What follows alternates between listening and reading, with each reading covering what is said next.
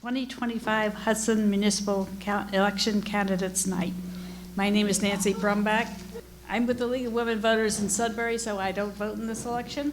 I don't have a dog in this hunt. No, that was candidates for all contested races were invited to participate, and we thank them for attending and for stepping up to serve their community. Before we start, a brief review of the format and the rules. A review of the rules that were used tonight.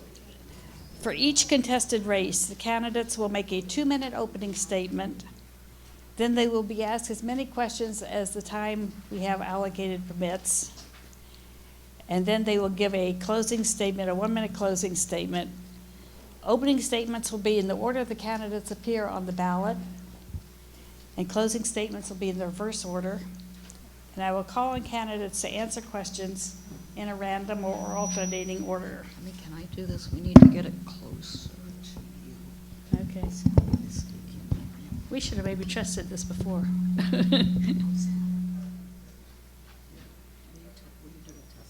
Test, test, test. Let's see if this works. Okay.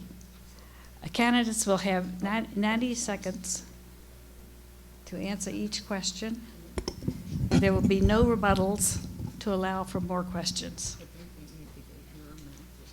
No. Well, I don't know. Let's see. There'll be a lightning round of questions for the select board and the school committee candidates.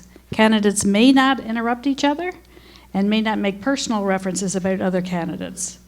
There's a timer in the front row who will let the candidates know when they have 15 seconds left and when to stop. The community was invited to submit questions, and those submitted questions were used to create questions for this evening based on which ones were most frequently asked. If you would like to submit a question tonight, please write it legibly on the provided index card, raise your hand, and a volunteer will bring it to the review team over here. And then they will bring it to me. We will ask as many questions as time permits. We do have 4 separate races, so we don't have a whole lot of time for each race. If your question is not asked, please go up to the candidates afterwards and ask them. For folks who may be watching this later on Hudson TV, this program was recorded on April 30th. Any relevant events happening after that date will not be addressed. And now, so we'll start now with the Board of Library Trustee candidates. If they would come up and take a seat and start playing with the mic and see if we can get it to work. There are 2 candidates for 1 3-year term. Chris Capobianco and Lori O'Connell Martin. So since we're doing this in ballot order, Mr. Capobianco, your 2-minute opening statement. You'll need to use the mic for the cable TV people to pick it up. Is this going to change? Your mic? Who knows? Good evening. My name is Christopher Capobianco. I've been a library trustee in Hudson for 15 years. I left the position last year, and I'm hoping to rejoin and help the library continue through its current events with rebuilding or relocating if possible. Myself, I've grown up in Hudson. I've been a resident here most of my life. I left for a few years after high school to join the military. When I came back, I married my elementary school sweetheart. So we have several boys together. And through the post office, I've been the supervisor in Hudson. I've moved on to several other positions, including the postmaster and a few other offices, and then I was able to work my way back to Hudson. Always a huge fan of the community, always been involved with different things. Over the years, I've actually met Lori in high school, and then we reconnected when our boys were going through Cub Scouts and then on to be Boy Scouts and Eagle Scouts. So I'm very involved in the community, continue to be, and thank you very much for your time. I apologize for whatever I did or didn't do. Thank you. Thank you. And now, Lori O'Connell Morton. Morton, right. I'm not good with extrapolating, so I'm going to read mine. But my name is Lori Morton, and I'm running for the position of library trustee. I'd appreciate your vote on May 12th and promise that if elected, I will do my best to serve the town and the library well. I grew up in Hudson, like Chris, and have served on several committees throughout the years. At St. Michael Parish, where I currently work, on the Parish Pastoral Council, at Hudson High School, while Dr. Regan was principal, that was the school council, and during my time as a scout leader for Hudson PAC 3104 on the PAC committee. I know how to be a team player. I also have some experience working with budgets and grants, which may prove helpful in the role of library trustee in the short years ahead as we pursue a grant for new construction. Several years ago, I worked at the Hudson Police Station as a payroll billing clerk. In addition to my obvious responsibilities, I assisted the chief and his administrative assistant with budgets and grant reimbursements, such as the jail diversion grant and the Stanton K-9 grant. I learned how to read a grant and the importance of follow-through, and I believe these skills might be useful for the position of library trustee for the town of Hudson. As for me, I've been making weekly visits to the library for as long as I can remember. I grew up on Woodrow Street and attended St. Michael's Grammar School and Hudson Catholic High School. I earned a bachelor's degree from Holy Cross in Worcester, followed by a master's in English from Clark University. I'm currently working at St. Michael Parish in Hudson as a pastoral assistant, and I live on Oneida with my husband, Jim, who's here, over there. We have two sons, Daniel and Sean, who attended Hudson Public Schools and graduated in 2017 and 2019. Dan lives in California, Sean lives in Nashua, and they both work in the field of robotics. I thank you for your time this evening, your consideration, and your vote on May 12th.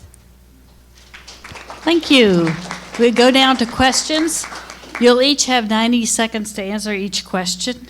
Starting with Ms. Morton, what are top issues you would address as a member of the Board of Library Trustees?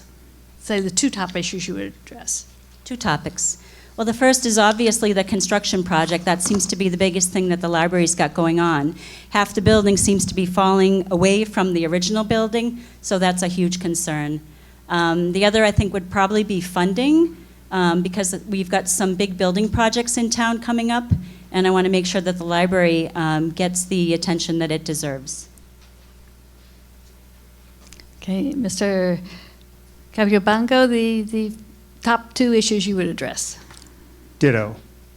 The library project has been ongoing. It's something that we've had to deal with. There's actually been several issues where pipes have broken, leaked. We had to close the children's room for almost a year because of it, and we continue to have ongoing issues where, as Lori had mentioned, the new construction, the Carnegie building is perfectly fine, but the new construction behind it is slowly, tilting towards the water. And it's something that's going to be, we've already gotten a few grants approved, and we're actually on a waiting list for the state for another one, which will help cover about half the cost. But I also know this town is dealing with a lot of issues with a new DPW and taxes and issues like that. So we're trying to figure out how we can, satisfy everyone all at one time without, too many unpleasant feelings or people. So. Thank you. The next question will go first to Mr. Capiobanco, so hold on to that. The library budget will have to be reduced if the override fails, and budget pressures are likely to persist in the coming years. What programs or services would you prioritize when things have to be cut? Are we talking about just the library or the town? The library. Okay. Well, obviously, I want 2.5 to pass. I want everything in Hudson to continue as it is funding-wise. But as far as the library goes, the priorities obviously are, readership, getting people in. We've diversified and moved a lot of our items to online, different catalogs where you can download and read books from home. We've also beefed up a lot of our children's stuff, and we have a maker space. But as far as what has to get, everything is a priority. Problem is, we may have to take some funding away from a lot of the items all at the same time. But getting people in, we have programs, we reach out and we go to the schools to get the children involved at every age group so that they actually come in, they bring their parents, our summer program, things like that. I would hate to see cut in any way because we actually have people from out of town that come visit Hudson, not just for the restaurants, but also for our library because it is a very, great item. Thank you. Same question, Ms. Morton. Do you want me to repeat it? You asked what I would prioritize for the Yes. library in Given the light of the budget budget. cuts? Okay. So I think my answer would be probably human resources. I think that when you go to the library, you get to know the people that are working there. They're working hard. They're certainly not making a ton of money, I don't think, as a town employee. And I think the library without the staff would not be the library that we know and enjoy. So I guess I would say personnel. And then my other response, and I've been giving this some thought, because my husband asked me, what would you cut? So I do have an opinion for that, but that wasn't the question. So I think, if this it is working. I think being the junior person on the committee, I think being the junior person on the committee, I would probably lean on the other committee members and ask them what they thought. Certainly I would check in with Aileen, see what her opinions were. But personnel and then check in with other people and learning more. Thank you. We'll squeeze in one more question and then go to your closing statements. And this one starts with Ms. Morton.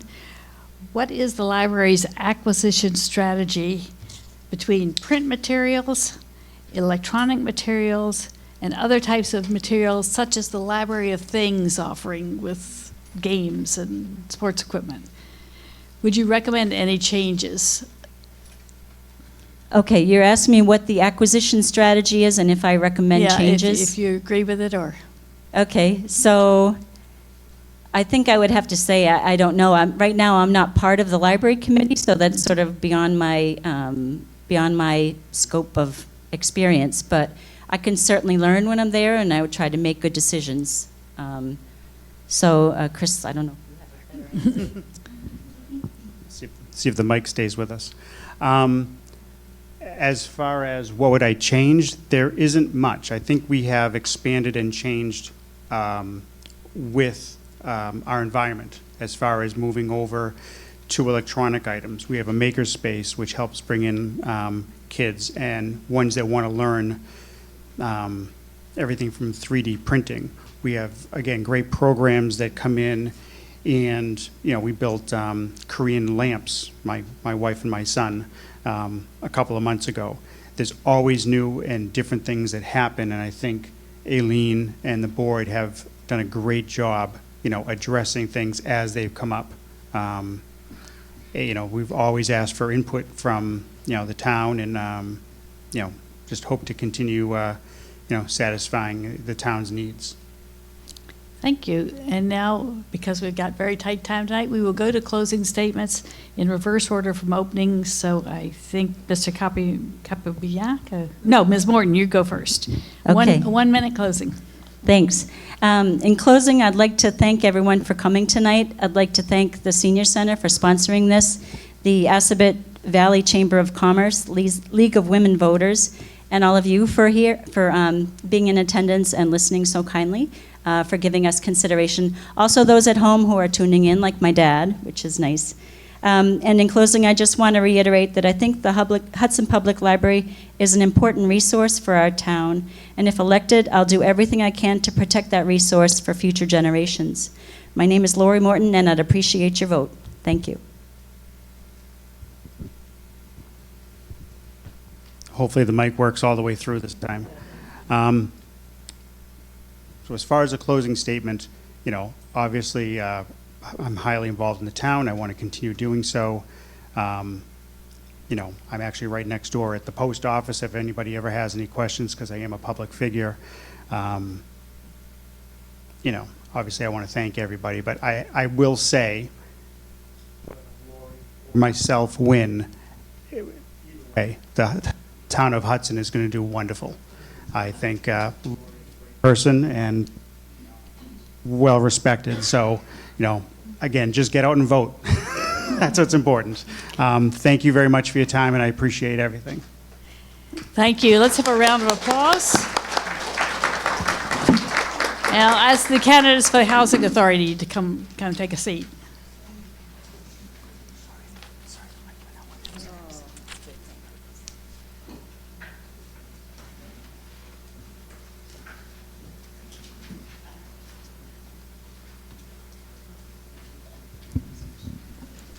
For the Housing Authority, there are 2 candidates for 1 4-year term to fill a vacancy. The candidates are Christine Monteiro and Florence Ryan.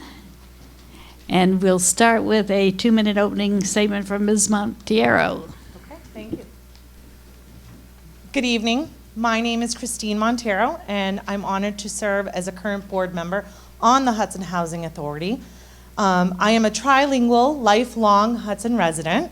I am the granddaughter of someone who benefited from affordable housing, and I'm a proud member of this community. Tonight, I'm here not just as a candidate, but a neighbor, a listener, and someone who truly believes in stable and affordable housing. In my time at Hudson Housing, I've worked to bring accountability, empathy, and strategic thinking to every decision I've made on the board. I've prioritized safe and respectful housing for residents with the focus on maintaining and improving the conditions of the properties. Most importantly, community involvement, because policies are only as good as the voices they represent. It's important to hear from our tenants. If reelected, I plan to advocate for projects that reflect today's needs, promote transparency, so every resident knows what's happening, why it matters, and how they can be a part of the solution. I bring not just experience, but dedication. I promise to keep showing up for the residents, asking questions, listening carefully, working hard. Housing isn't just about the buildings, it's about the people who live in them. Let's keep Hudson a place where everyone, regardless of income, age, or background, can feel at home. Thank you. Thank you, Ms. Ryan. Your 2-minute opening statement. You will know immediately that I'm not native to Massachusetts. I've lived here for 40 years, though, and I live in public housing. I live at the Norma Oliver Village on Glen Road. I lived there about 3 years. In that time, I have gone to just about every board member meeting.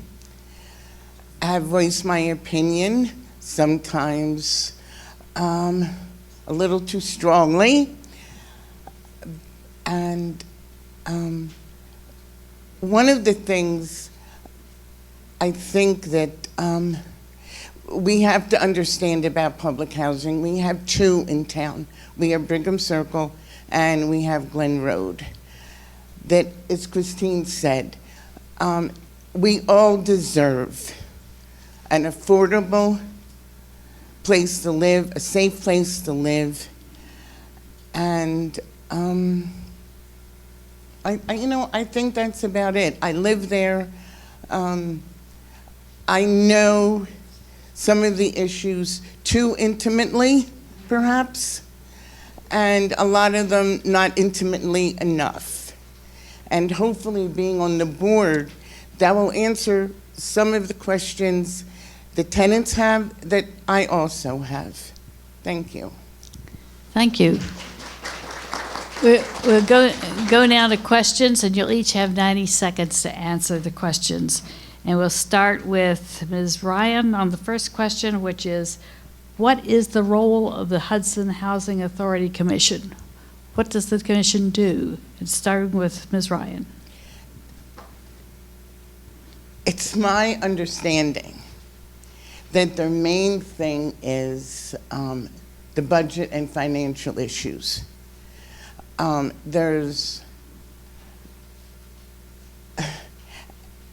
that's one of the reasons why I would love to be on the board, to find out more exactly what the commissioners do and do not do.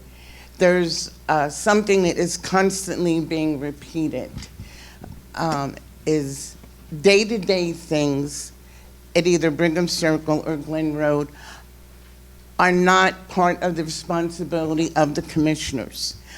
I really need to sink my teeth into that to find out why, because that's a huge issue for the residents, whether it's Glen Road or Brigham Circle.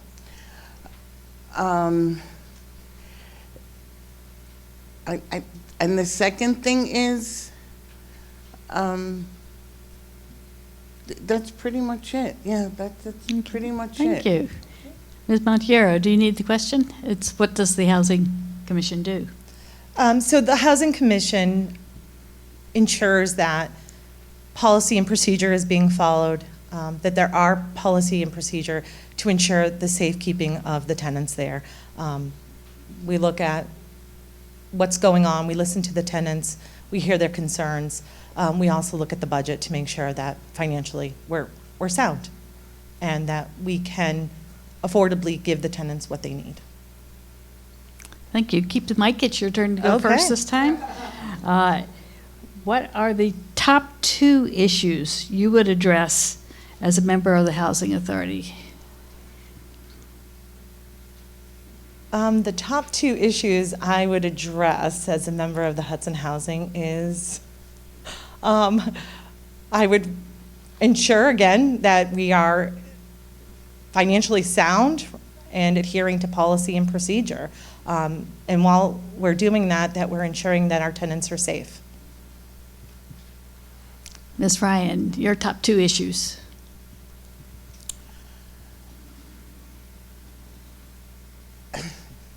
The first one is, as Christine said, to make sure that whether it's Brigham Circle or Glen Road, that everything there is safe for everyone who lives there. And also for the maintenance people that have to do work there, that things are safe. The other thing that I would love, but I really don't know how to address this, I really want the residents of these 2 places to be more involved. Because that would solve so many problems if the residents themselves were involved, and they're just lethargic. And so if anybody there knows how I can do that, thank you. And don't hold on to the microphone, you start the next one. Question 3 is, what does the Housing Authority do well, and what could be improved?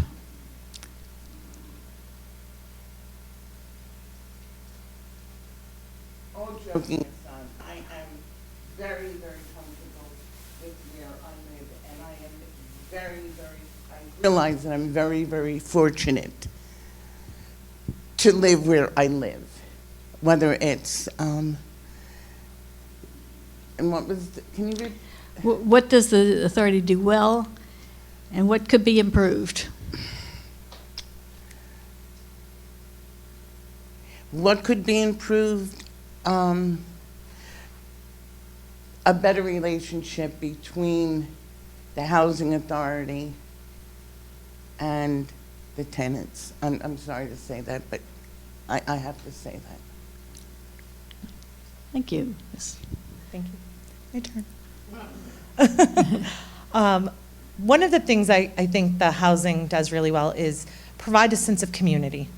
As the granddaughter of someone who lived there, it provided with my grandfather with just that the community. When he needed something, a friend, a shoulder to cry on, someone to take him to the grocery store, transportation, etc. The community provided that. Housing community provided him with that. So I think they do a really good job of providing the residents with that. And that's not just the housing authority, that's the community itself.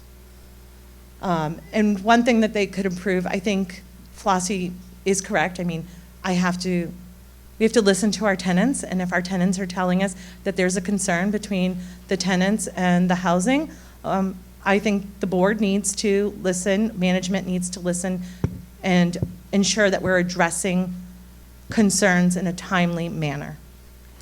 You maybe have answered this question, but it's the next one anyway, and you go first on this Okay. one. But how would you handle resident issues that come to you directly? A tenant comes to you directly instead of going to the executive director? Well, there's a fine line as a board member. I think that if a resident were to come to me, I need to listen. I need to listen and be empathetic and hear out their concern. I can't provide them with a solution solely myself. I need to document their concern. I need to bring it to management and to the board so that we can assure that we have a timely resolution. Ms. Ryan? The first thing I would do is, in my position now or as a board member? As a board member, Okay. if you're elected. First thing I know from experience there is to make sure whatever it is the resident is complaining about or has an issue with, that it's legitimate. And living there, I have the ability to kind of do that. And one thing I think I didn't mention is that it is, I don't want to use the word mandated, but you're supposed to have a resident on the board. And at this point, we do not. We haven't for a long time. And that's one of the things that hasn't been addressed by the previous board members or the housing authority. But that would be my thing, to make sure that whatever they're complaining about or have issues with, it's legitimate. Okay, so we will now go to our 1-minute closing statements. And we start in the reverse order from the way we did before. So Ms. Ryan, you go first with your 1-minute closing statement. Perhaps I've bitten off more than I can chew with this thing. And I have to, full disclosure, Christine and I are like mother and daughter, or aunt and niece. We're very, very close. And we're doing this because we live in a democracy. I bring one thing to this, and Christine brings another thing. And then I think it's up to the electorate to decide which one has the best qualities for the job. There you go, Mama. Okay, she summed it up. I'm here to just support the community. Love you. Do you want your 1-minute closing statement? I'm good. Summed it up. I'm just doing this to support the community. And as am I. Thank you both. And if I can have the candidates for school committee. I mean, that's a tough act to follow, to be honest. That is a tough act to follow. Just a brief explanation. There are 2 candidates for a 1-year term on the school committee to fill a vacancy. There's also a separate, uncontested school committee race on the ballot for 2 open 3-year terms. That race has only 2 candidates for the 2 positions, so that will not be part of the candidates forum. So again, this is for a 1-year term, one-year term. Let's see, we start with Mrs. Megan Carney Schermerhorn, 2-minute opening statement. All right. Good evening, everyone. As Nancy said, my name is Megan Carney Schermerhorn. I'm a proud Hudson native. I grew up on Lilac Lane. I went to the St. Michael's schools, and I'm a proud graduate of Hudson High School. After high school, I went to Washington, D.C. For my bachelor's in business administration, and then a engineering management master's from George Washington University. During the 12 years that I was working and living in D.C., I have been a management consultant working with a few of the different federal departments and agencies. One of the projects I think would really relate to this committee is I was working within the Office of Finance for the second largest revenue generating agency for the country. I was in charge of looking through the regulations to define where are the weaknesses, and then putting together what are the capabilities that the agency needs to successfully manage their revenue and to collect debt that they have against them. So I have a lot of experience within the finance office and working with a variety of different clients that I think I could really lend that expertise and experience to different issues that the committee is facing right now. Thank you. Thank you. And our other candidate is Tara Sager, and your opening statement. Thank you. Good evening, everyone. Thank you so much for being here tonight. My name is Tara Sager, and I have also lived in Hudson my entire life, along with my parents, my grandparents, and my great-grandparents on both sides before them. So I have loved this town for as long as I can remember. I have 3 children currently in Hudson Public Schools. Next year, I will be at that sweet spot where I have 1 at elementary, 1 at middle school, and 1 at the high school. And I have been deeply involved in our schools for the past 10 years. When my daughter was in kindergarten, I stepped up to be the president of Farley's Home and School Association, so I dove right in. And really, over the past 10 years, I've held board positions at both Farley and at Quinn. I've run our biggest fundraisers every year, from fun runs to color runs, to raise funds for our school and to support our community. I've led teacher appreciation, organized semi-formals. I've loved volunteering in our schools, and I'm really ready to take that to the next level. That has offered me the opportunity to really build relationships and work side by side with the teachers and families who are impacted by the decisions happening around the table at school committee. And I really want to bring their concerns and their voices into those conversations in a real way. In addition, professionally, I taught special education for 3 years, and then I became a licensed mental health counselor, and I work specifically with children and adolescents who've been impacted by trauma and mental illness. And a big need that we have right now in our classrooms is supporting our teachers in managing some of the behaviors that are coming up as a result of some of these things. And out-of-district placements is also one of the budget deficit drivers for us. So I'm really hoping to bring all of those experiences into school committee, and I would be honored to have your support in your vote. Thank you. And now we'll go to questions. Again, each of you will have 90 seconds to answer each question. Okay, shuffle my papers here. You probably were expecting this one. What is your position on the Proposition 2.5 override and why? And Ms. Sager, you get to go first. Okay, well, it is not a surprise that every time you see a sign for me for school committee in town, you also see a sign for the override right next to it. I am 100% in support of the override. I have been actively involved in our Together for Hudson group because I do not minimize that that is an incredibly big ask of our community right now, to ask people to pay more money when they are struggling to make ends meet. And I would not have been such a strong advocate for that if I didn't believe we had exhausted all possible options, and that this is what we need to do to protect the people and the programs that make Hudson what it is. And so I have spent every weekend canvassing. Some of you, I might have knocked on your doors, oftentimes in the rain. I don't know why that always happens on canvassing days.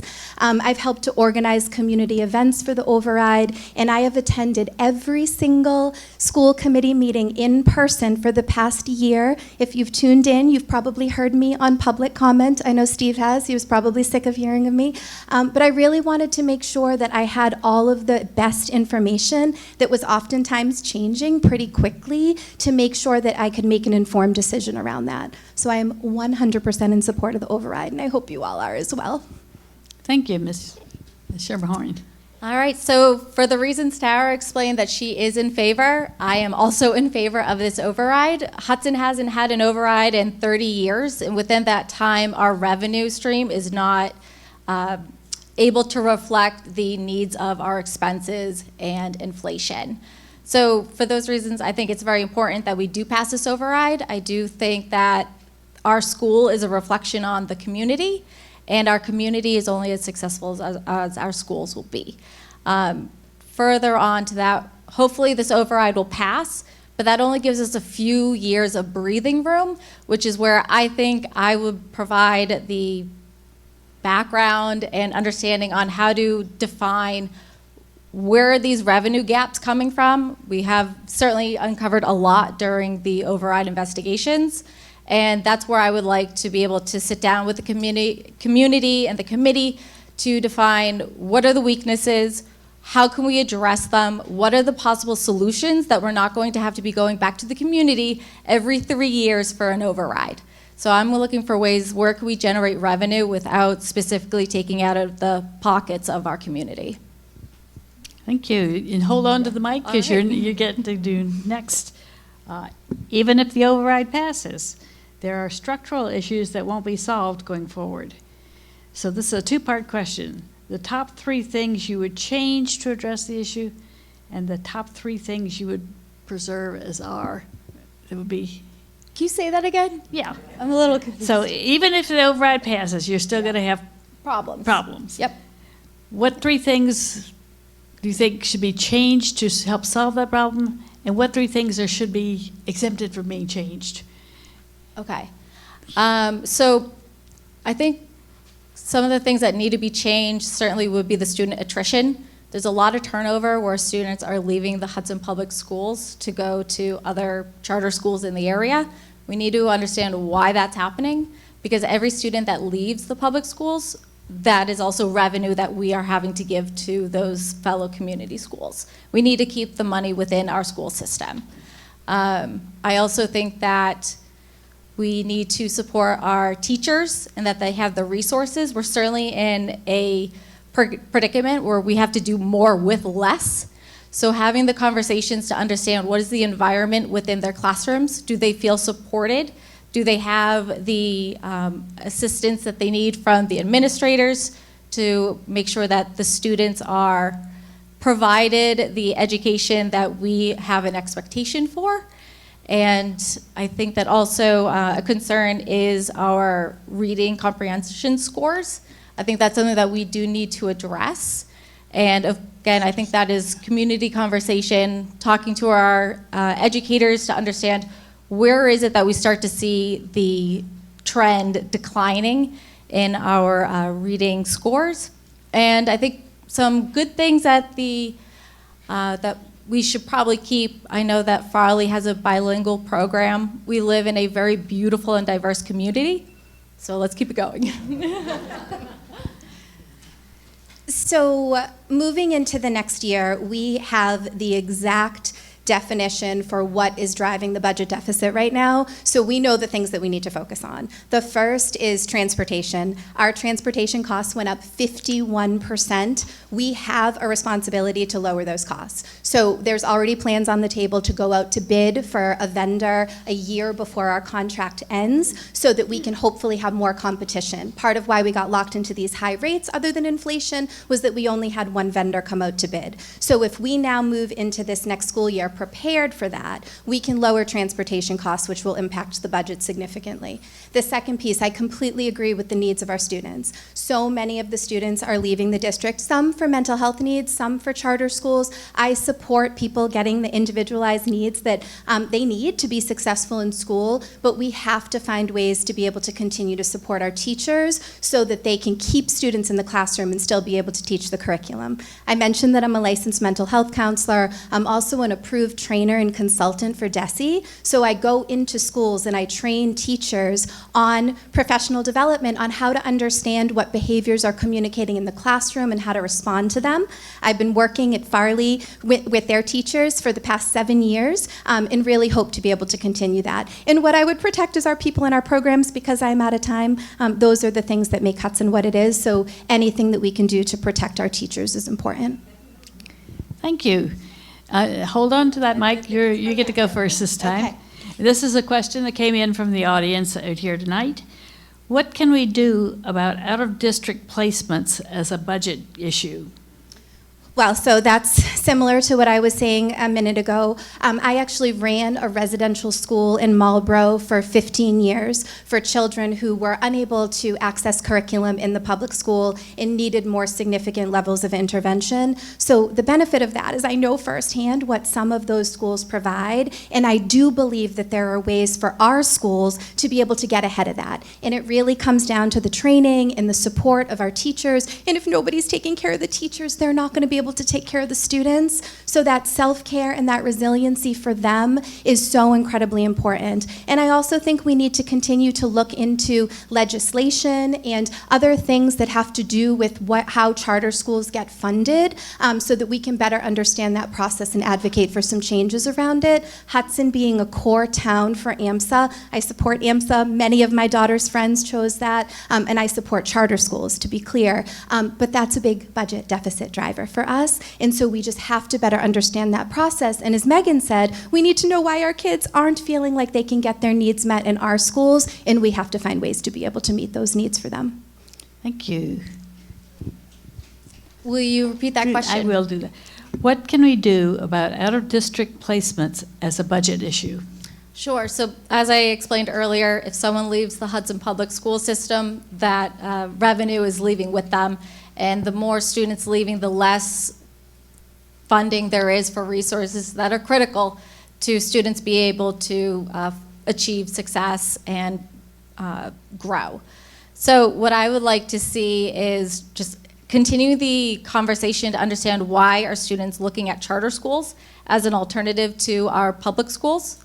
And as much as I support as well people identifying what their needs are and exploring that, I want to bring that back to Hudson. I want to know, what are the charter schools doing that we're apparently not, and start implementing those programs and pulling those resources so that the students will live and grow within the community that we're trying to foster within them.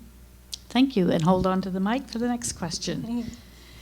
Implementation of a new elementary literacy curriculum could be delayed by budget constraints. Do you support a delay, or should the literacy curriculum change take priority over other projects? That is a great question.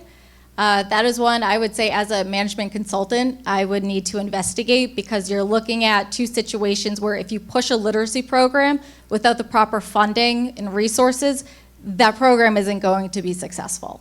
But on the other hand, if there is an immediate need for it, you need to weigh the pros and cons to see if that is something that we should push forward and can potentially remediate any of the shortcomings that potential funding isn't available for.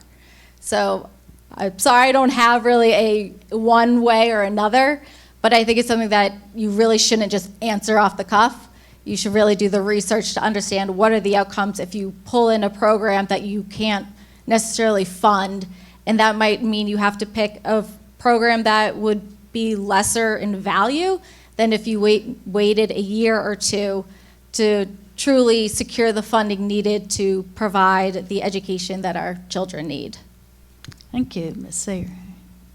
So there was actually a beautiful presentation by our reading specialists in town at the last school committee meeting. They've been working for the past year with the Dyslexia Institute to look into ways to be able to bring some of these interventions into the schools to help support our students with their reading. They're also very much looking into a new reading curriculum, and they have several options on the table right now. They're going out and visiting other schools to see how it's working there from an implementation perspective, and they're coming back to school committee very soon to propose for the school committee to support them moving forward with one of the curriculums. This is an incredible need in our community. We absolutely need to find a way to support it, and it's absolutely contingent upon this override passing. Because if we purchase the curriculum and then we lay off the reading specialists, there is literally nobody to implement the curriculum in the classroom. There's a very detailed plan with the reading specialists training the teachers who can then work with the students. But if the override doesn't pass, we lose that small group instruction, and everything's going to have to be navigated by one classroom teacher, which will make the curriculum something that sits on a shelf and isn't actually integrated into the schools. So I know that we need to continue to look for grant funding and other opportunities to be able to protect money in the budget, but it's really something that we have to focus on, and we have to take this into account when we vote on May 12th. Okay, hold on to the mic. Question 5. Hudson school buses are currently parked for free at the Intel site. What solution do you recommend when that Intel site is no longer available for the buses? We don't know. I mean, it is a huge thing that's talked about every single time that this comes up at school committee. We are at a huge advantage right now to be able to have those buses parked there for free. I think people are going to have to donate some space in their driveways for buses, because we do not have the budget right now to barely even support the buses. We had, I think people are probably aware, the school budget cut $1.1 million before we even came to the town to ask for an override, and of that included 2 buses. And so it's already bare bones right now. And so when every single time we have the conversation, the superintendent talks about transparency around the fact that we still do not have a good long-term plan for this. And so it absolutely has to be a priority, but we need clarification on the Intel property, timelines, what that's going to look like, and then we really need to continue to focus on this. But the conversation's on the table, and unfortunately there are no good answers right now. And I hope you have one. All right, so the issue of not having a place to secure our buses is a significant concern. That is something that I think that we just need to do the research to see, when Intel is no longer an option, what do those possibilities look like? It might be something that we need to look outside of Hudson to see if there are surrounding towns that could house the buses for us at a reasonable cost. But to that extent, it's a very challenging problem that really only can be solved with additional funding. So again, that's where I'm coming in with my experience trying to identify revenue sources without having to reach into everyone's pocket to make sure that we have the resources and transportation that our students need to get to school. Thank you. Hold on to that mic. The next question. Do you think that the current school districts need to be realigned to better utilize and consolidate school facilities? Why and how would you do that? So I have heard that there is being some consolidation done between Farley and Forest. I think that we need to put trust within our school committee and our superintendent that they're looking at our school system as almost a business that needs to operate and maintain status quo in order to provide a specific service. So if realigning schools is going to be at the betterment of our students, to have smaller classes, to have teachers that are not overextended or maybe even envious of other teachers that have much smaller classes, it could be something that should be explored. Okay, so this is one that I have strong feelings about because my rising 3rd grader is one of the kiddos who's leaving Farley next year to transition to Forest. And to be clear, I have heard nothing but amazing things about Forest. The teachers, the school, everything about it is wonderful. But as you heard, we have had such a connection to Farley for 10 years that we walk through those hallways and just everybody knows everybody. And it's really feeling like a loss for us to move to a different school. And so when those decisions need to happen, they need to be taken incredibly seriously. Parents' voices were brought to the table way too late in that conversation. Unfortunately, there was a conflict in meetings, and so many of the school committee members were unable to attend the family forum that happened to hear directly from the families about how they would be impacted by this. And with the override on the table, if it doesn't pass, there's a restructuring that has to happen anyway that's going to impact class sizes. So having that decision made this soon really did not feel like a positive choice. And we have to do a thorough assessment of all of our buildings in town to find all of our schools, to find out who has space, who has capacity. The dual language program at Farley is growing significantly. We knew that it would, and so we need a long-term plan for what's going to make the most sense for our schools, but a more thorough assessment needs to happen before we can make those decisions. Thank you. And I could get in one more and then we'll do the lightning round. Okay. So, how do you, philosophical one, how do you define educational excellence? And how should the district strive to achieve it? I define educational excellence by having schools where all of our students know that they belong, where they feel safe, and where they can access cutting-edge curriculum. And how I would protect that is by protecting the policies that protect the rights of all of our students and not just some. And it's really important for us to remember that if our children do not feel safe in those spaces, they are literally not going to be able to access the parts of their brain that allow them to learn. And so focusing on safety, focusing on ways to support our teachers, creating safe environments where our children feel welcome and know they belong and appreciate their diverse experiences is how we can keep Hudson what we all want it to be. And I commit to doing that, just to be clear, to protect the policies that protect all of our students in our community and not just some. And will you repeat that question again? Yes, I will. How do you define educational excellence and how should the district strive to achieve it? Okay. I would say excellence would be defined as students graduating from our schools, either going into the workforce or going into higher education and feeling prepared for that, not feeling that they're at a loss compared to their peers, that they're able to take on new challenges because of the education and the care that our educators have given to each of those students. I think it is imperative that our educators feel supported and that they find value in their own career, and that might be something that we need to look into doing additional professional development so that they feel that they also have cutting edge understanding and resources that they can provide and make maybe their jobs even a little bit more easy or enjoyable. I know it's certainly a much different climate than when I was at Hudson High from what I hear from nannies and babysitters that we've had. But I think really to achieve that, certainly the reading comprehension is foremost very important. That's something that I think, it's scary to think in the future there's going to be such AI going on that jobs could be, the whole landscape will change. But something is reading is still always going to be a needed capability within any career or pursuit that someone might go for. Thank you. Hold on to that, Mike. We have now a 5-question lightning round, short one-word answers. And if you the two of you would just pass the mic back and forth, take turns, and we'll see how it works. And then it's not timed. And then we'll go to the closing statements. So, ready? Yep. Again, one-word short answers.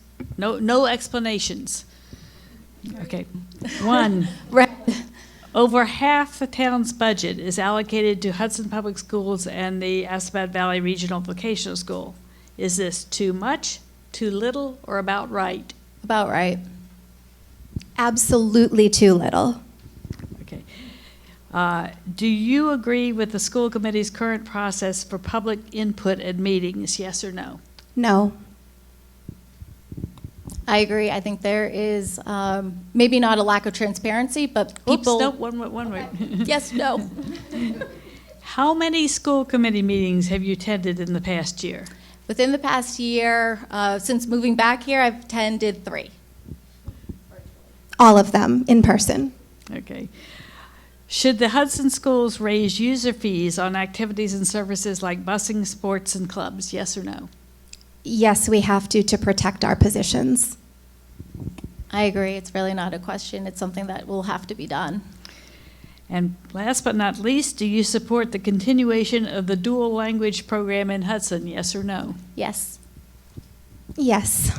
Well, that wasn't too bad. No, too bad. So we now go to the closing statements in reverse order from the opening statements, which was, It's me. okay. I grew up in This is the- a 1 minute closing. Yes, I grew up in this community. I've lived here my whole life. I'm personally invested in all of our schools, and I am already actively involved. Watching how our community has changed and having children in our schools for the past 10 years gives me real perspective. I understand firsthand what families, teachers, and students are navigating on a day-to-day basis. I am so aware of what makes our school strong, but I'm also aware of where we need to grow.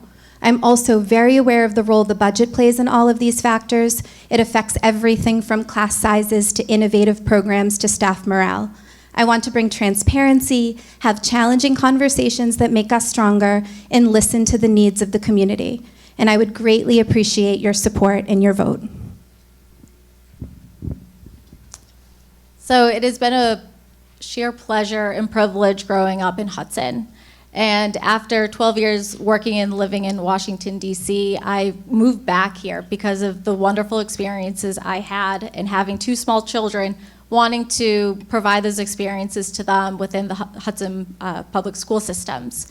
I'm hoping to leverage the experience that I have gained as a IED dog detection assessor. I worked at the Pentagon. I have worked for public safety. So I think I'm trying to show I'm very well-rounded, that you can throw me into a situation that is unlike any other. And with the dedicated research, communicating with our community, it's something that I really think that I'd be able to provide value. Thank you. Thank you both. If I can have the contestants for the select board.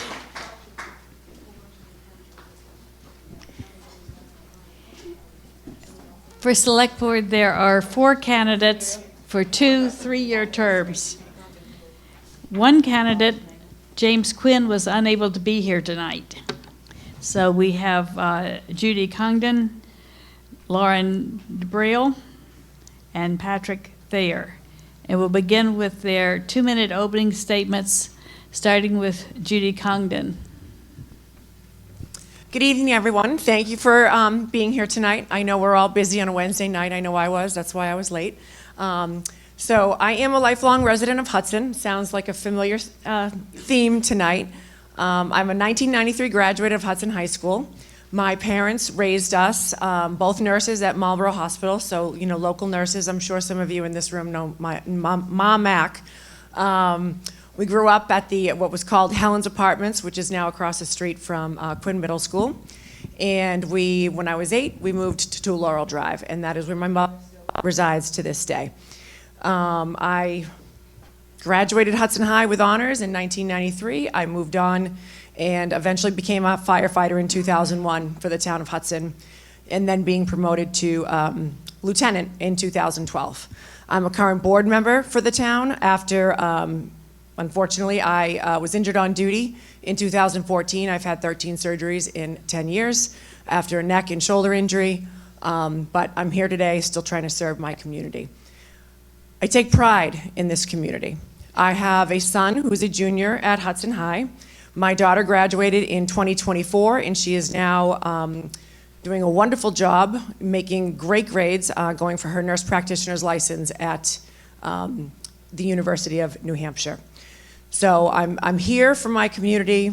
I think there's many people in this room who know who I am. You've all reached out to me when you need something, and I'm always there to answer. So I'm looking forward to hopefully serving the community for another 3 years. Thank you.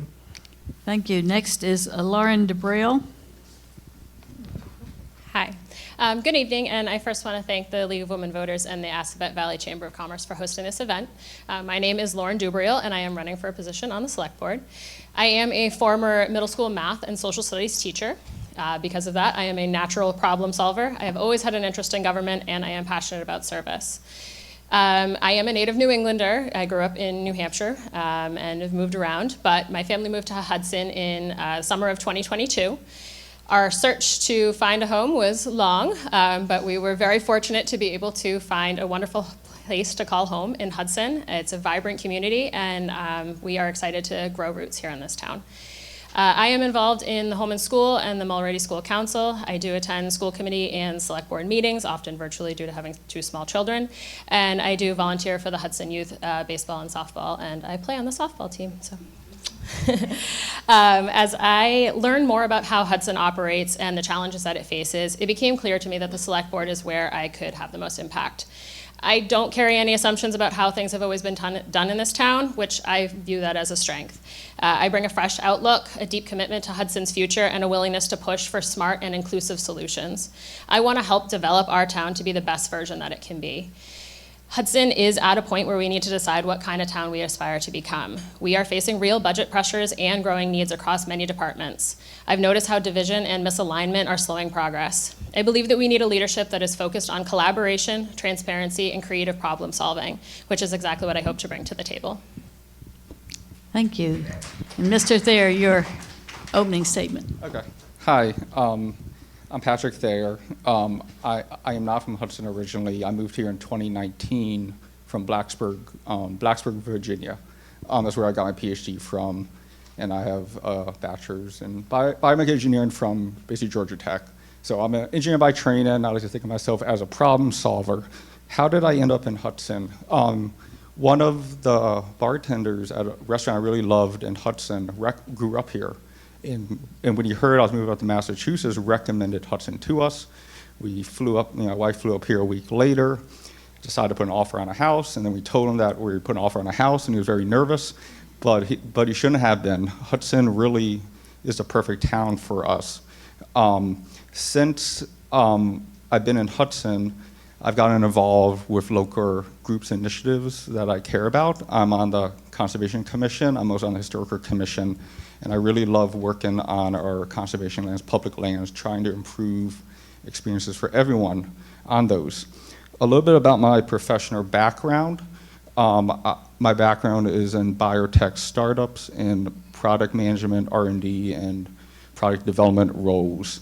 And basically in those roles, I have to listen to many stakeholders, when developing a product. I'm currently working on my own company in the space. I previously worked with another company, bringing it to a global leader in biofabrication. I believe that the skill sets put me very well suited to serve on the select board of Hudson, because just like developing a product, you have to listen to people, or you have to hear their concerns, you have to propose them a solution or figure out how to solve their problem.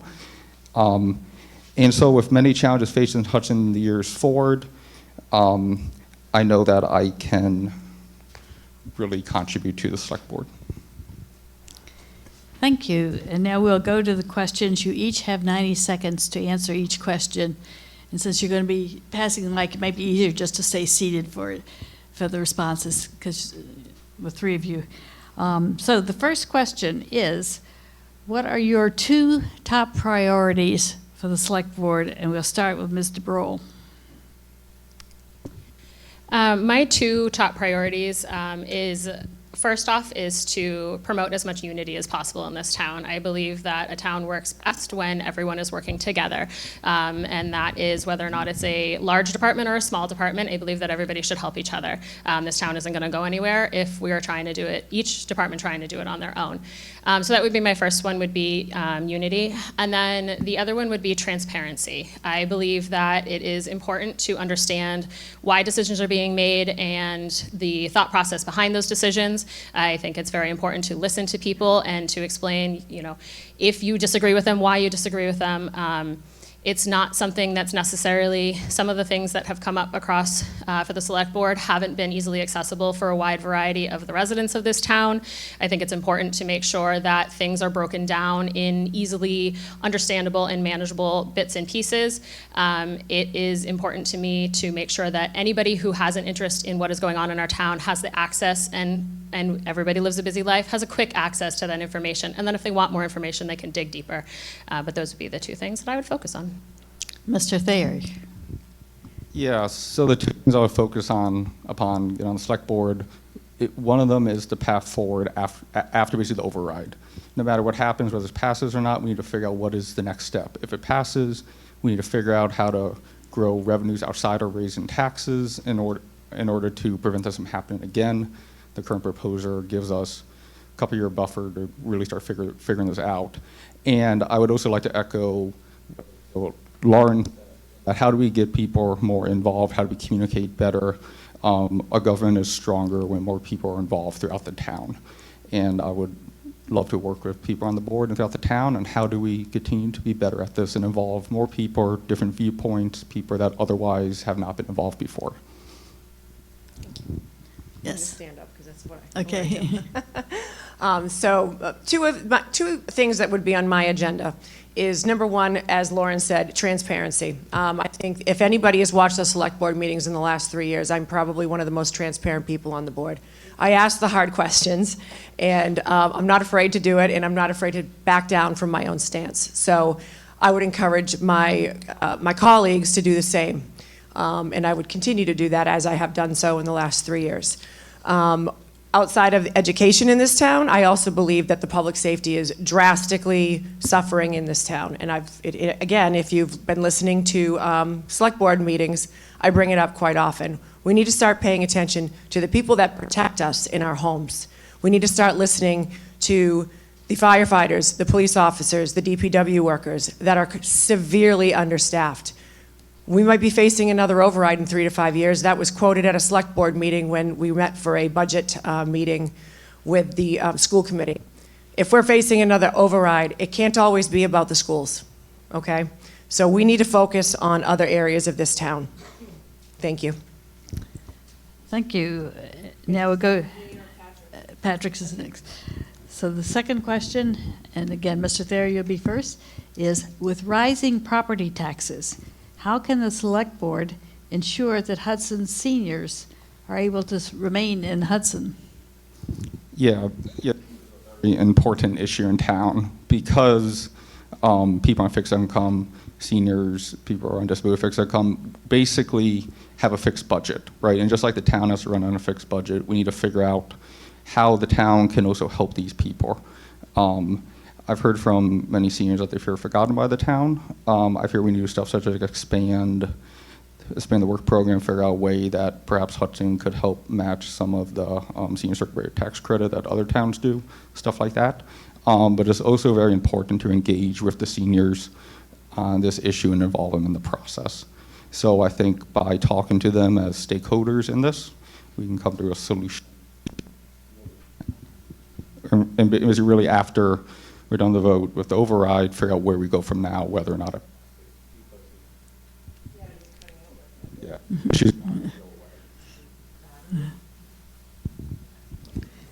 See if it's different when we stand up.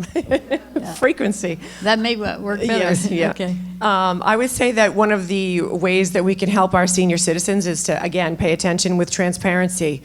All of the money that's on the table right now with the override is going to affect our senior citizens. And it's not going to just affect our senior citizens. We have other people in this town, myself included. I'm on a fixed income. We're facing the override. We're facing the DPW. The debt exclusion will be coming on. That's another $287. That's going to be increased on our taxes. Maybe it's not. There it goes. So we really need to pay attention to that. And I agree with Patrick. We need to listen to our senior citizens. How are they suffering? Do they not have enough transportation? Do they have to ask for rides? Do they have to, have their own car? How can we help our senior community? My mom is 80 years old this May. She'd kill me if she knew I was saying this right now. But she's going to be 80 years old. She's on fixed income. And we really need to listen to those people. And while she has her own home and she still drives, there are many out there that don't. So we really need to listen to our entire community and not just focus on one group and another group. Well, we'll try the standing. For me personally, I think that continuing to expect the residents to take the burden of the tax is not healthy, and that's not going to be sustainable. So for me, I would start to try and look for as much other tax revenues that we can work into. If we can get some industrial development, if we can look into the Tower Street, if we can help the owners of the Intel property, because things are going to get more expensive. They're going to continue to get more expensive. I want to continue to help the seniors as much as humanly possible. From the things that I've heard, the current work program is not accessible and is not attainable, and I don't think that that's appropriate. We need to make sure that that's looked at and that that's evaluated, and we need people who actually have experience with that to be able to tell us what is working, what is not working. I am not an expert in it, but I am happy to listen to the experts. And the further that we can look to other revenues for the town is very important to me, and I hope that we can continue to work together as a town to develop those things. Okay, and question 3, we'll start with Ms. Congdon. Question 3 is, what should Hudson do to avoid facing another Proposition 2.5 override in the near future? Lockdown. They need to start, putting the stop down, and we need to start paying attention to all the departments a little bit more in advance.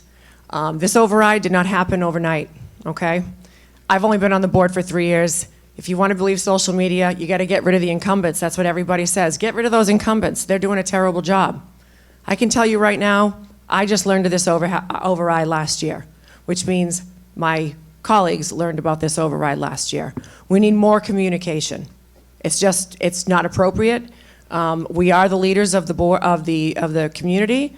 Outside of, we have no control of the school committee. The school side is their own side with their own building. So what happens is what happens with them.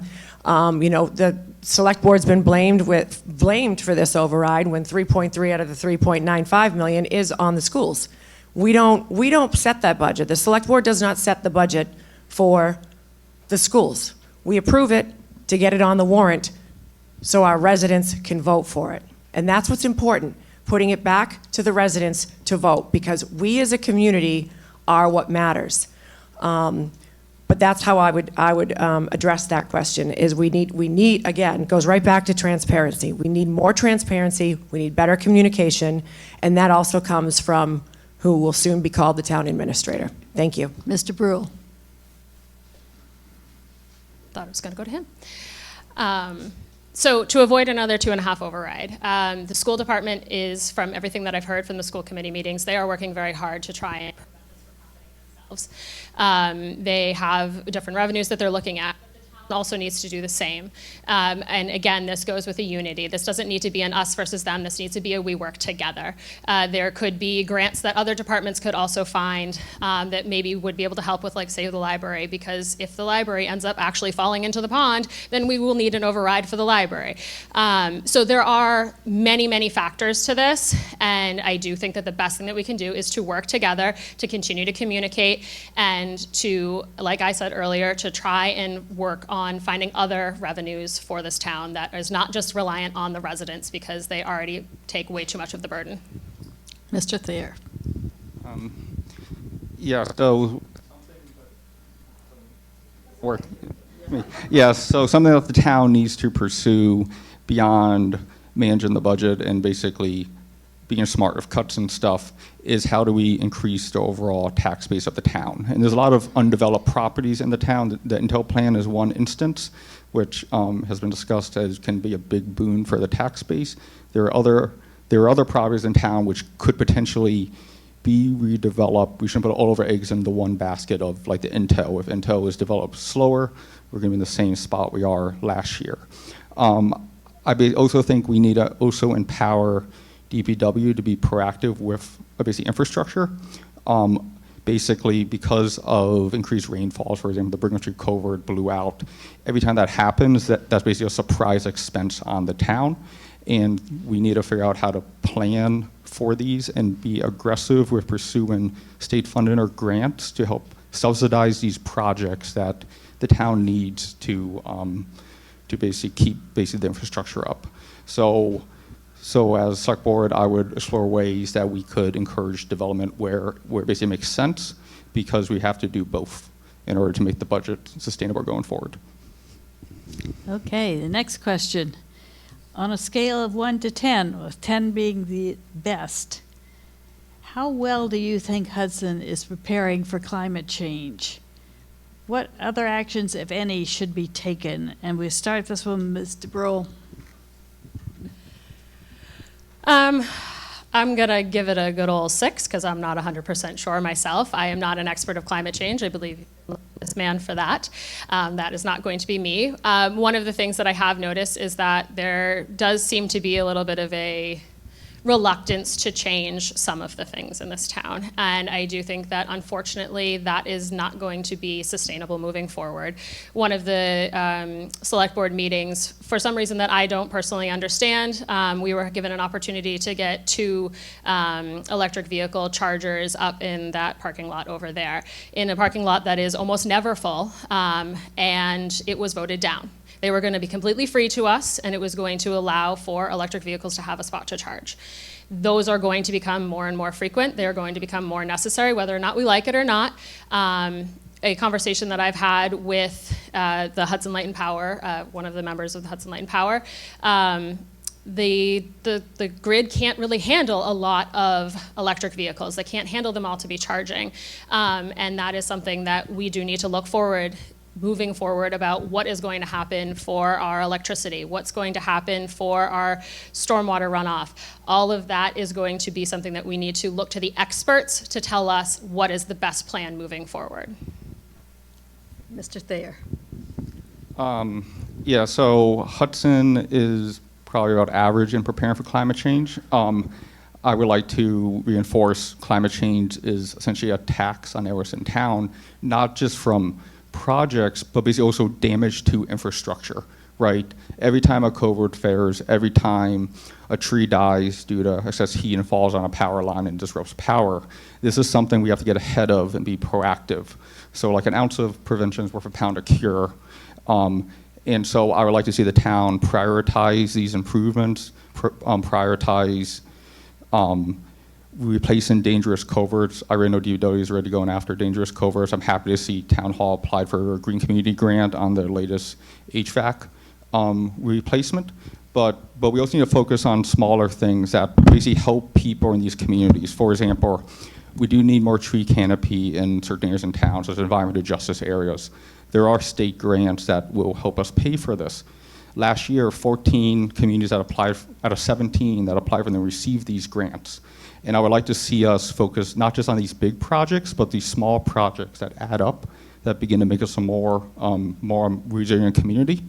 It's going to come no matter what. We just have to plan for it, and especially with the refresh of the Hudson Master Plan coming up next year, this is a great time to figure out our strategy for the next 10 years. Thank you. I would like to say that for as far as a number goes, I would probably say more of a 7. I think Mr. Green has done a wonderful job with Green Hudson trying to bring awareness to our community. I mean, it starts with awareness. I am at fault here. I'm completely, I drove an SUV for years. It's whatever. But with the programs that Tom has put in place and with the grants that he has gotten, whether it be for the trails in town, with the Eversource project going with the extra line, we can't support charging stations if we don't have the infrastructure at Hudson Light and Power. We're all going to start having brownouts. We're not going to have anything. I can tell you my house is 100% electric. But what good is that if in the middle of the winter we have a brownout because of a snowstorm and now I'm suffering and freezing in my house, right? Because I don't have heat. So again, it's about community. It's about Hudson Light and Power doing their part, which they are. Green Hudson, they're doing their part. But this plastic item that's on the warrant, while I think it's a wonderful thing, I think we need to be cautious here because there are noro and micro contaminants that are still going to be muddying our waters. Tea bags, I don't know if you know this, but tea bags have propylene in it.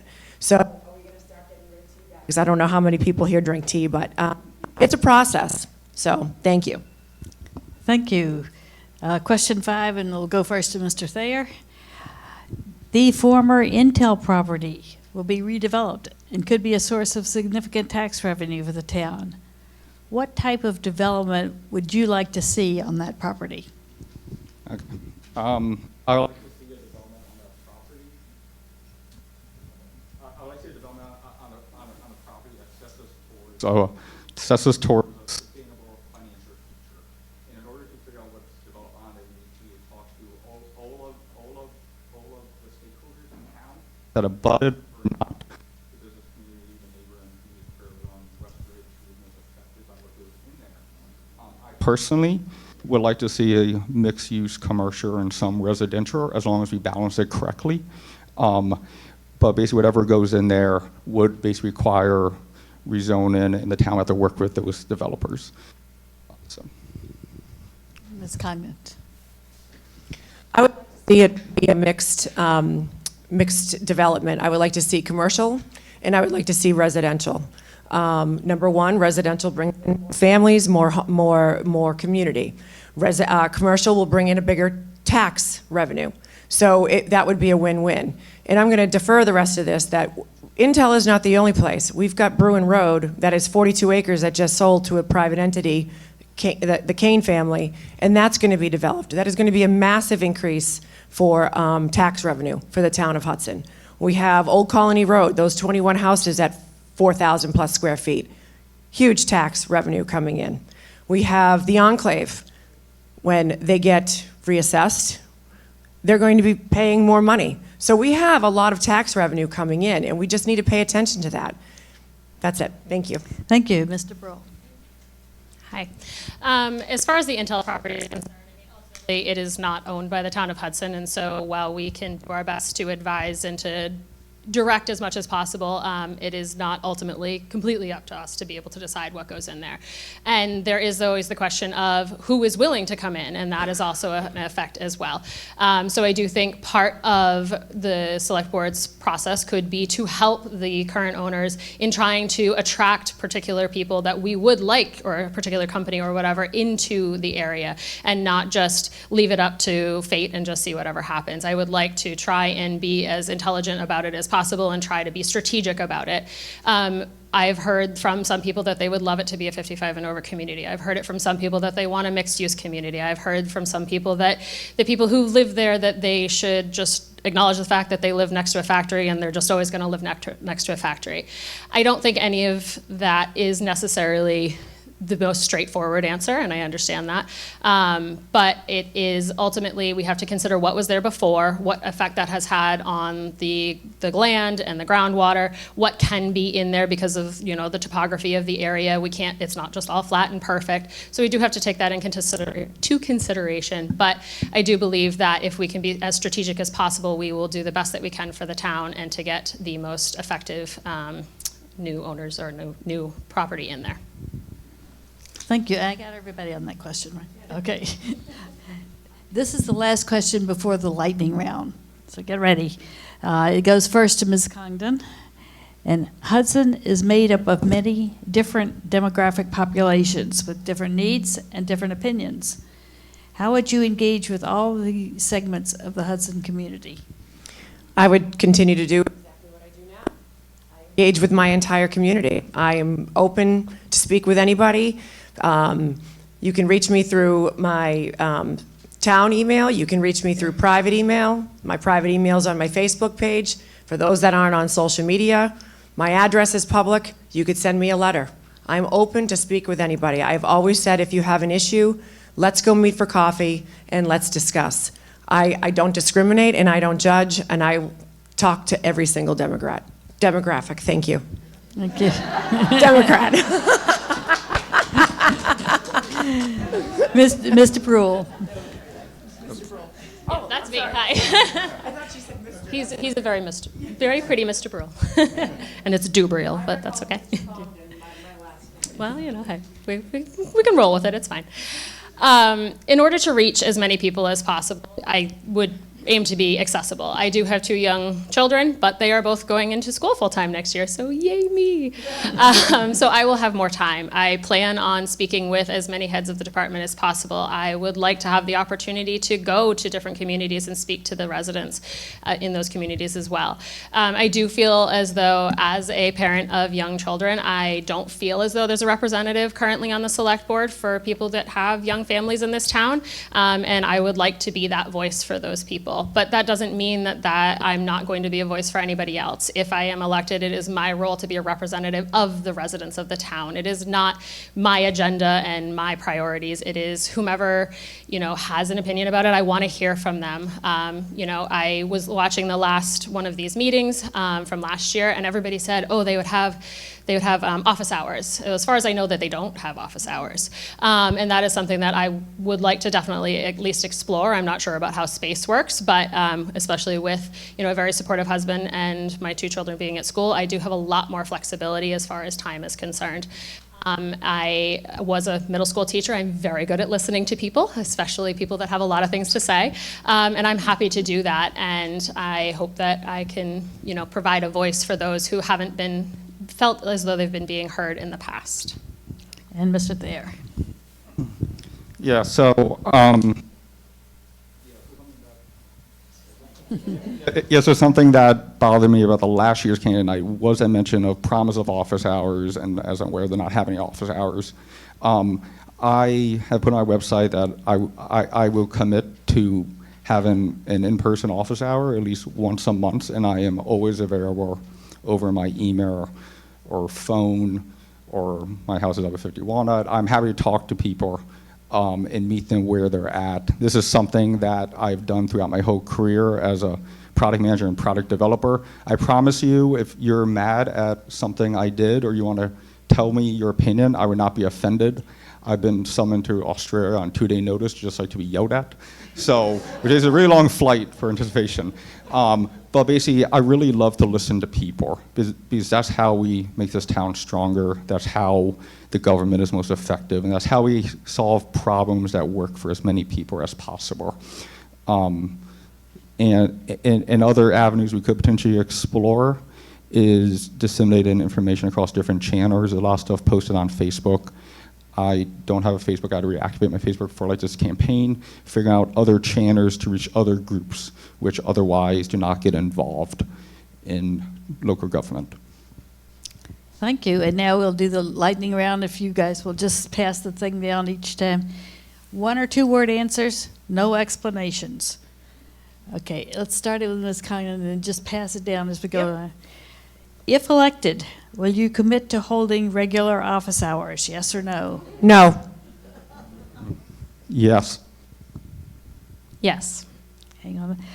Do you support the Proposition 2.5 override, yes or no? Yes.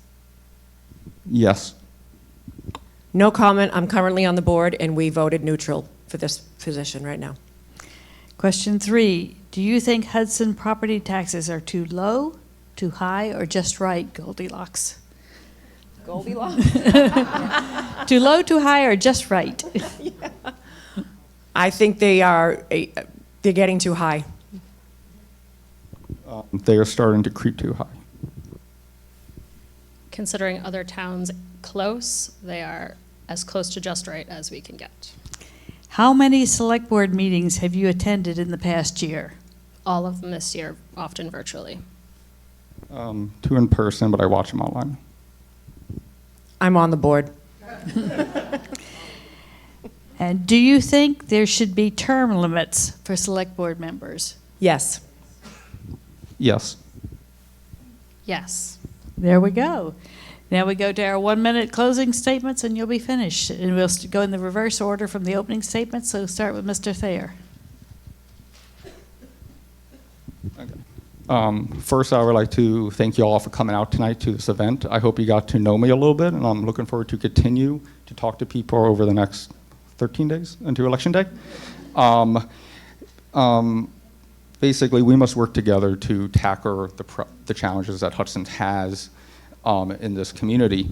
However, at the end of the day, we all want the same thing. We all want a community that's basically safe for us, a community that we can thrive, and the best community that we can achieve. And we can achieve these goals by talking to each other and being open as we make decisions. And that's why I believe I can help on the select board and I can greatly contribute. And that's why I'm asking for your vote. Side note, I would like to use this opportunity to encourage more people to be involved in local government. It's more accessible than ever through basically remote meetings. So I hope to see more people next year run for these positions.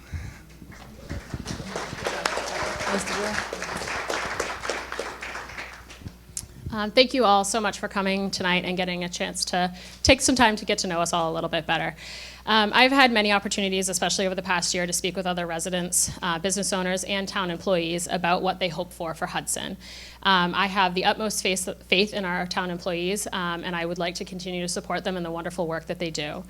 If elected, I will continue to be accessible to any residents that have questions or concerns. I've already had a couple of people reach out to me, and I'm not on the board, but I've done my best to help them in the limited capacity that I already have. My job would be to provide a voice for the people of this town. Even if I have to stand up alone, I will make my voice heard if I feel like something is being handled unfairly. I am a very justice-oriented person, and I will not stand by when things are not going right for the people. Hudson is already an amazing place, but I believe it can be even better. These next few years are going to be critical, and I would be honored to help shape that future as a member of the Select Board. Thank you for your time. And finally, everyone, thank you for coming out again tonight. Very much appreciated. I don't have anything written down. My closing statement is, I know one of the biggest, elephants in the room is this Proposition 2.5 override. I beg everyone to do their homework. Over here, I could have mentioned it, but I'm not going to. There are facts out there for both for and against, and the against facts are actually a little bit alarming. You'd be surprised. I beg everyone to do their homework. Let's keep our community good. Try to stay off social media right now. It seems that this override is really dividing our town. There are nasty things being said about our neighbors. So I think we all need to remember that we all have something going on. Just be kind, because you never know what's going on behind people's closed doors.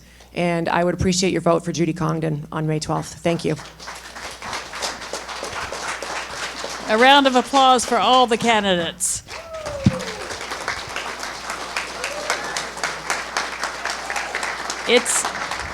It's not easy to run for office, and town governments depend on volunteers like these. A reminder to vote in the Hudson election on Monday, May 12th, and to attend annual town meeting on Monday, May 5th. And thank all of you for coming this evening. Good night.